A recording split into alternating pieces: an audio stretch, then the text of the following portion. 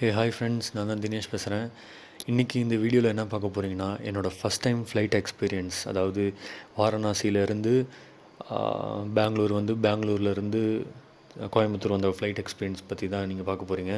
அதுவும் வந்து இப்போது வாரணாசியிலேருந்து பெங்களூர் போன ஃப்ளைட் எக்ஸ்பீரியன்ஸ் பற்றி இதில் நான் ஷேர் பண்ணியிருந்திருப்பேன். நம்ம வீடியோ யாரும் சப்ஸ்கிரைப் பண்ணால் பார்த்துருந்தீங்கன்னா மறக்காம சப்ஸ்கிரைப் பண்ணிக்கோங்க. அப்போ தான் நம்ம போகிற வீடியோஸில் உங்களுக்கு டக்கு நோட்டிஃபிகேஷனாக வரும். இந்த வாரணாசியோட சீரீஸில் இன்னும் ஒரு 3 to 4 பார்ட்ஸ், மேபி 3 பார்ட்ஸில் கம்ப்ளீட் ஆகிடும். பழைய வாரணாசி பார்ட்ஸ் யாரோ பார்க்காம இருந்தீங்கன்னா கண்டிப்பாக செக் பண்ணி பாருங்கள். கொஞ்சம் இன்ட்ரெஸ்டிங்காக இருக்கும். ஏன்னா இது வந்து நம்ம ஸ்டேட் மாதிரி கிடையாது.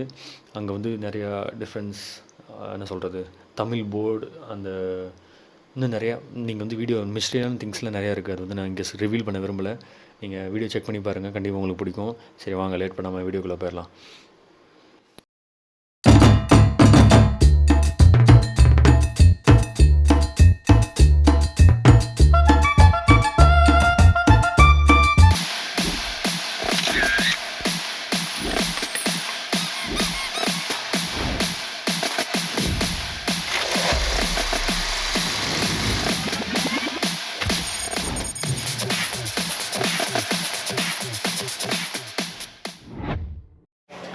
த்ரீ % தான் சார்ஜ் இருக்குது கோப்ரோவில்.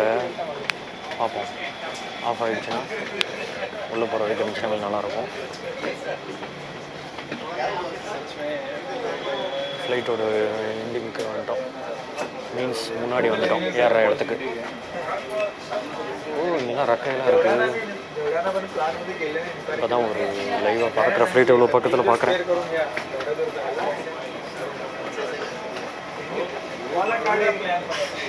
ட்ரைனேஜ் க்ளீன் ஆகிட்டு இருக்குன்னு நினைக்கிறேன்.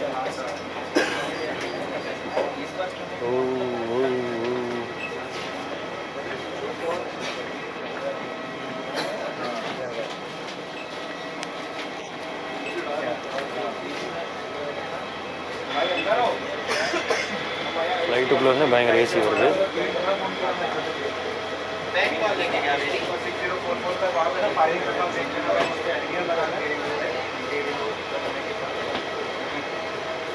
अरे नहीं 6044 की फाइलिंग होगी ना, उसका वहाँ पे वो कर देना.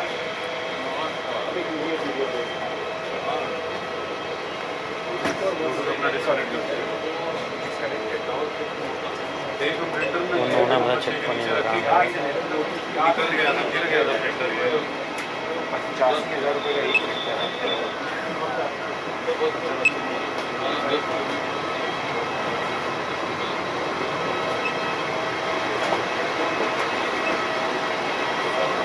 ஃப்ளைட்டுக்குள்ளே கால் எடுத்து வைக்கிறோம்.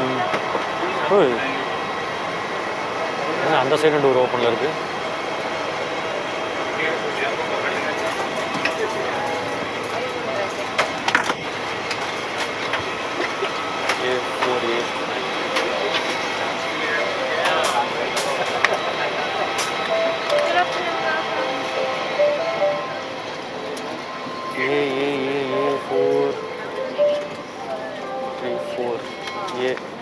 இதுதான் நம்மளோட சீட். அம்மா முன்னாடியே இருக்குது. பேகை மேலே வச்சுப்போமா?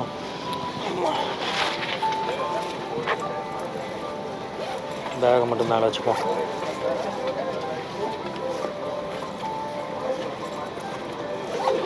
வேறு எதுவும் திங்ஸ் இல்லை, பேகை மட்டும் மேலே வச்சுட்டா போதும்.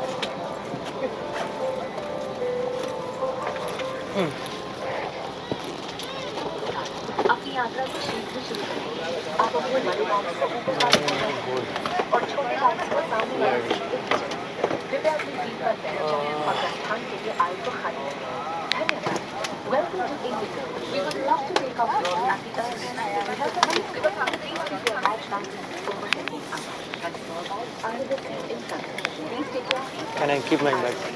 Yeah. Okay. பேக் வந்து வச்சாச்சு. ஜன்னல் ஓரமாக சீட்டும் கிடச்சிருச்சு. ஆமாம், 2 ஜன்னல் இருக்குது நமக்கு. பாருங்கள், இங்கே ஒன்று, பேக் சைடு ஒன்று இருக்குது. நம்ம தாத்தாங்களும் இதில் தான் வருவாங்க. நம்மளையும் மட்டும் முன்னாடி ஏற்றிட்டாங்க. சரி, உக்காந்துக்க வேண்டியது தான் தைரியமாக. நல்லா இருக்குது. இன்னும் வந்து இது டேக் ஆஃப் ஆக ரொம்ப நேரம் ஆகும்.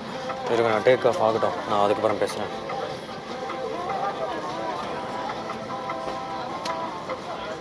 முன்னாடி என்னென்ன வச்சுருக்காங்க, புக்கெல்லாம் வச்சுருக்காங்க. புக்கு, வாமிட் பண்ணுறது கவரு எல்லாம் வச்சுருக்காங்க. அவங்கெல்லாம் சொல்லுவாங்க என்னென்னான்ட்டு. இது வந்து இழுத்து விட்டுக்கலாமோ? ஓ, வேணுன்னா க்ளோஸ் பண்ணி விட்டுக்கலாம். Nice. First time flight experience.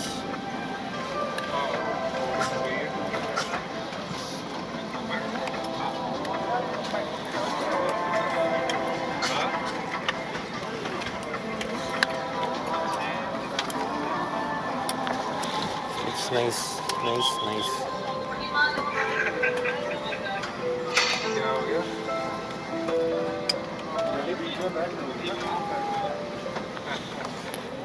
இது ஒன்றுமே தெரியலையே.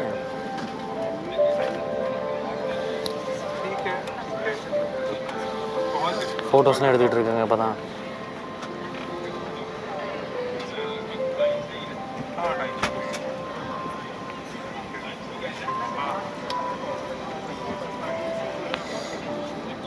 நம்மள இதெல்லாம் கிரிஞ்சுன்னு நினைப்பாங்க, கிரிஞ்சுன்னு. சரி, நினச்சிட்டு போட்டோம். நாம் தானே ஃபஸ்ட் டைம் ஃப்ளைட்டில் வரோம். நம்ம மூஞ்சிலே காட்டி கொடுத்துருவோம் போல் நம்ம ஃபஸ்ட் டைம் ஃப்ளைட்டில் வரோம்.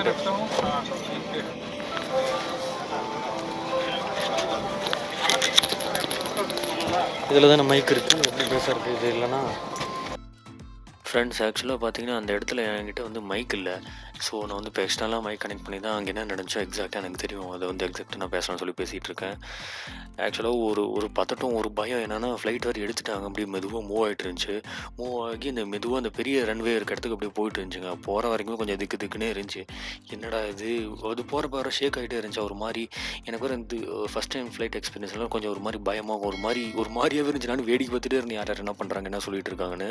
அப்போ தான் ஏர் ஹோஸ்டர்ஸ்லாம் வந்து கொஞ்சம் இன்ஸ்ட்ரக்ஷன்லாம் கொடுத்துருந்தாங்க. இதெல்லாம் இப்படி இருக்கணும், அப்படி இருக்கணும், எமர்ஜென்சி எக்ஸிட் எங்கே இருக்குது, அது இருக்குது, அப்புறம் வந்து பெல்ட் எல்லாத்தையும் போட சொல்லிட்டு இந்த மாதிரிலாம் சொல்லிட்டு இருந்தாங்க. சரி, நானும் அப்படியே கவனிச்சிட்டே இருந்தேன். அப்புறம் பொறுமையாக அப்படியே போய்கிட்டே இருந்துச்சுங்க. கரெக்டாக அந்த ரன்வே கிட்ட வரைக்குமே போயிட்டே இருந்துச்சு. நான் அது வரைக்கும் ரெக்கார்ட் பண்ணிகிட்டே இருந்தேன், என்ன தான் ஆகுதுன்னு பார்க்கலாம் அப்படின்னு. ஆனால் நான் பேச முடியல என்னால் சரியா. ஏன்னா பக்கத்தில் வேறு ஒரு பையன் வேறு உட்காந்துட்டு நைன் ஃபோனே பேசிகிட்டு இருந்தானா, அதனால் பேச முடியல. இப்போ தாங்க இன்னும் பயம் கொஞ்சம் அதிகமாக இருந்துச்சு. கரெக்டாக அந்த ரன்வே கிட்ட வந்து வேறு ஃப்ளைட் வளைஞ்சது பாருங்கள். அது வளையிறப்ப கூட எதுவும் எனக்கு தெரியல.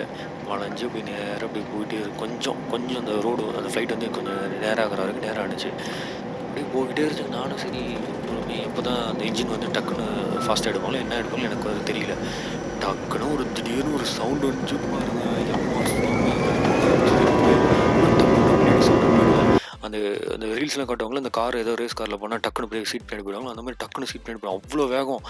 எனக்கு அப்படியே ஒரு மாதிரி ஒரு பயமே, உண்மையிலும் பயம்தான். அந்த பயமே வந்துருச்சு எனக்கு ஃபஸ்ட் டைம்.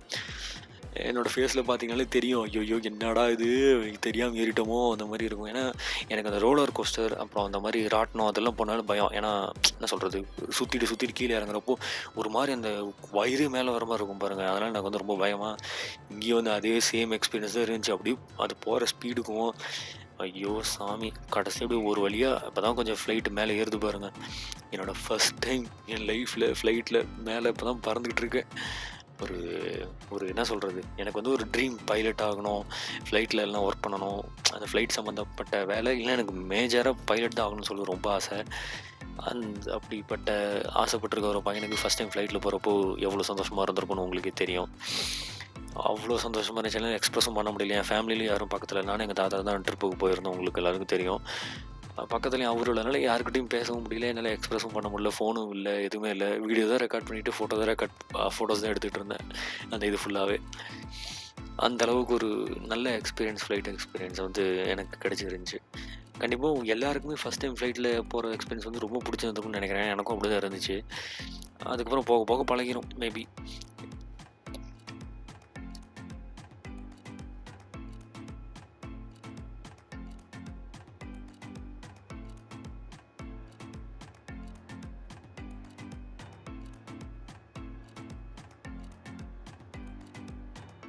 ஒரு வழியாக ஃப்ளைட்டும் பறந்து கொஞ்சம் ஒரு நல்ல ஹைட்டுக்கு போனதுக்கப்புறம் ஒரு வியூ கிடச்சிதுங்க. அந்த வியூ ஒன்று உங்களுக்கு காட்டணும்னு சொல்லி தான் காட்டுறாங்க பாருங்களேன். அந்த கீழே இருக்க அந்த வாரணாசி எப்படி இருக்கு பாருங்க.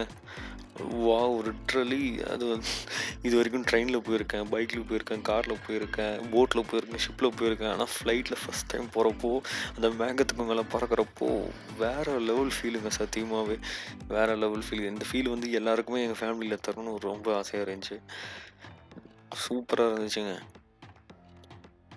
இங்கே பாருங்கள், அந்த வியூ பாருங்களேன், எப்படி மேகத்துக்கு மேலே அவ்வளோ வெயில் வேறு. அப்படி வெயிலுக்கு அந்த அந்த ஜன்னல் வெளியே பார்த்தா அப்படி சூரியன் பக்கத்துலேயே போகிற மாதிரி வேறு இருந்துச்சா, பயங்கரமாக இருந்துச்சுங்க. நான் வந்து ஓவரால் நான் இந்த மாதிரி உக்காந்துட்டே தான் இருப்பேன். அப்பப்போ அந்த விண்டோஸ் கிட்ட போய் நான் வீடியோ எடுத்தேன். என்னால் எதுவும் பேச முடியல அந்த இடத்துல, என்னால் எதுவும் பேச முடியல. அண்ட் தென் அவங்க பக்கத்தில் வேறு ஒரு பையனும் வேறு இருந்துட்டு நைன் ஏதோ வீடியோ பார்த்துட்டு இந்த மாதிரிலாம் இருந்தாங்க. எனக்கு அது ஒரு மாதிரி டிஸ்டர்பன்ஸாகவே இருந்துச்சு. சரி, நானும் நினச்சேன் பேசாமல் போய் ரெஸ்ட் ரூம்லாம் பார்ப்போமா, சுற்றி பார்ப்போமா, நடந்து போகலாமான்னா அந்த பெல்ட்டு போட்டு உக்காந்தது தான் அந்த பயத்தில். இறங்க கூட இல்லை, நான் இந்த சீட்டு விட்டு கூட கொஞ்சம் கூட நவர்லையே. அங்கே எனக்கு தெரிஞ்சு வாரணாசியிலேருந்து நாங்கள் பெங்களூர் வர்றதுக்கு 3 மணி நேரமோ 2 மணி நேரமோ ஆச்சுங்க. எனக்கு சரியா ஞாபகம் இல்லை. அது வரைக்குமே நான் உட்காந்த பொசிஷன்லேருந்து பெல்ட்டை கூட நான் கழட்டலைங்க. அந்தளவுக்கு ஒரு பீதியிலேயே உட்காந்துட்டு இருந்தேன். ஏன்னா ஒரு மாதிரி அந்த இடத்துல பறக்கிற ஃபீல். அது வேறு ஃப்ளைட்டு வேறு அவங்க வளைக்கிறப்பெல்லாம் தெரிஞ்சுதுங்க நமக்கு வந்து ஐயோ வளையிறாங்க அந்த மாதிரிலாம் தெரிஞ்சுதா. சேர்றா சாமி ரைட்ரா, சீட்டு விட்டு எந்திரிக்கூடாதுன்னு அப்படி அங்கேயே உட்காந்துருந்தேன். சரிங்க, நீங்கள் வந்து இப்போ டைம் லேஸ் வந்து பாருங்கள். நான் மேகத்துக்குள்ளே போகிறத நான் உங்களுக்கு காட்டுறேன் எவ்வளோ அழகாக இருக்குன்னு.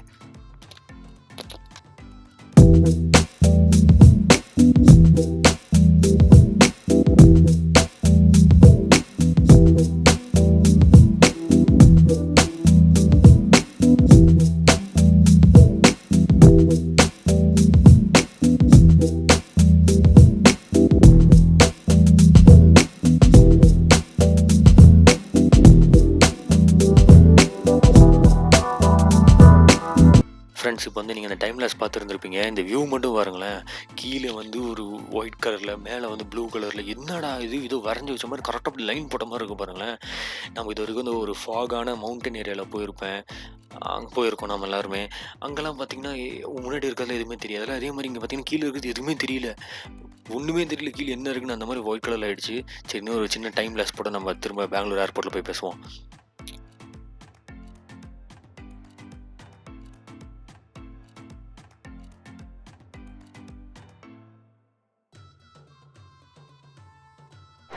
ஃப்ரெண்ட்ஸ், ஃப்ளைட் எக்ஸ்பீரியன்ஸ்லாம் பயங்கரமாக இருந்துச்சு. அதுவும் அந்த டேக் ஆஃப் ஆகிறப்போ இருக்குது, அப்பா சாமி அப்படியே போய் வளைஞ்சி நின்றுச்சுங்க. வளைஞ்சி நின்றுட்டு அவங்க ஃபுல் ஃபோர்ஸில் வந்து த்ராட்டல் கொடுத்தாங்க போல்.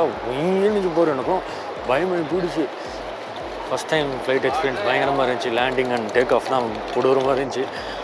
லேண்டிங் கூட ஓகே, ஆனால் டேக் ஆஃப் தான் மெயின் அப்படியே சூப்பராக இருந்துச்சு. ஆனால் நைஸ் எக்ஸ்பீரியன்ஸ். மேலே வானத்தில் போய் கீழே இருந்த பில்டிங்ஸு வண்டியெலாம் பார்க்குறதுக்கே நல்லா இருந்துச்சு. சூப்பராக நைஸ் எக்ஸ்பீரியன்ஸ். இப்போ தான் பெங்களூர் ஏர்போர்ட்டுக்கு வந்திருக்கோம். இதுதான் வந்து இந்தியாவிலே 3rd பிக்கஸ்ட் ஏர்போர்ட். இங்கேருந்து கோயம்புத்தூர் 4:10 4:10 ஆமாம் 4:10. சாப்பிட்லாமா இல்லை போயிடலாமா? இங்கே என்ன தெரியலையே. போர்டிங் இங்கே போட்டிருக்கு. நான் உள்ளே போய்ட்டு நான் பேசுகிறேன் மீதியெல்லாம். ஃப்ரெண்ட்ஸ், இப்போ பார்த்திங்கன்னா கெம்பகோடா ஏர்போர்ட்டில் இருக்கும், அதாவது பெங்களூர் ஏர்போர்ட்டில். இங்கேருந்து இப்போ கோயம்புத்தூர் ஃப்ளைட்டுக்காக வெயிட்டிங். 26 எங்கே இருக்குது? 26 இங்கேயே இருக்குது. 26 இங்கே தான் இருக்குதுன்னு நினைக்கிறேன். இருங்க பார்ப்போம்.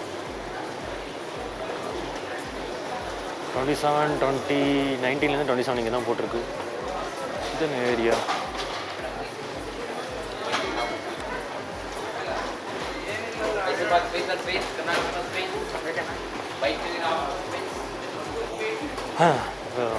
Flight experience was awesome.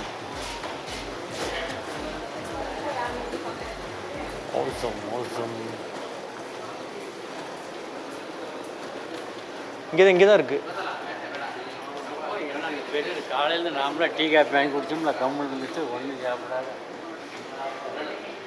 Biscuit வச்சா இருங்க போய் கூப்பிட்டு வரேன். புலம்பிகிட்டே இருக்காங்களே எல்லோரும். இந்த ஏர்போர்ட்டில் ஒரு சரியான ரஷ்ஷாக இருக்குது. வீடியோ எடுக்க ஒரு மாதிரி இருக்குது. சரி என்ன பண்ணுறது, சும்மா அப்படி எடுக்க வேண்டியதான். நிறைய டைம் லேஸ் வீடியோ அவங்க